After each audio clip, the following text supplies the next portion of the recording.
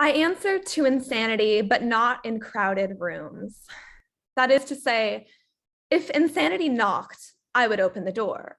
But if someone shouted insanity in a movie theater, I would not reply. I am not insane. I am not crazy. I do not wish people to see me as such. With that being said, there is a certain benefit to opening the door to see what insanity looks like. And if he cuts a distinguished enough figure, inviting him in for some drinks and some light conversation. So, how are you, insanity? I ask. Same old, he says. I've been thinking, you know. He takes a swig of whiskey and leans back in his chair. Strong stuff, he says. Could I have a little more? Of course, I say, pouring a long stream of the amber fluid into his glass. Is that enough?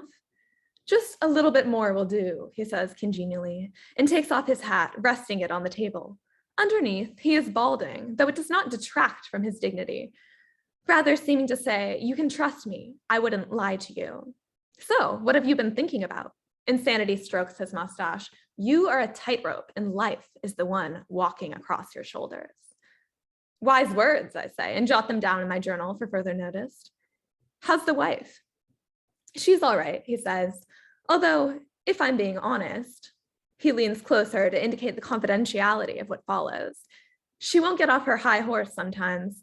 I've never met a more stubborn lady. What do you mean? I ask, lowering my voice. And my son is a nightmare, he says. He's always out and about, never home. God says it's just a phase, but I'm starting to get worried he's hanging out with the wrong crowd. He looks at me meaningfully. Sinners. I chuckle, surprised. Have you even been reading the Bible? I ask. He's saving people from eternal damnation.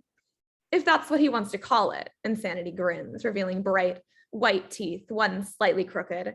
I'm not sure if he knows that hell is on earth, not underground.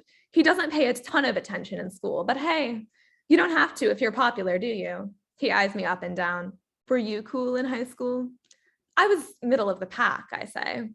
Were you? A slow smile spreads across his face, and suddenly he is guffawing, slapping his knees, bending so crooked with laughter I worry it might hurt him. Was I cool in high school? He asks through his chortles. You do realize I'm the personification of insanity, don't you? Of course I was cool in high school. Insanity exits the room the same way he entered it, with a sideways grin and a slight bow. He leaves his hat on the table, a promise of return. All right, that is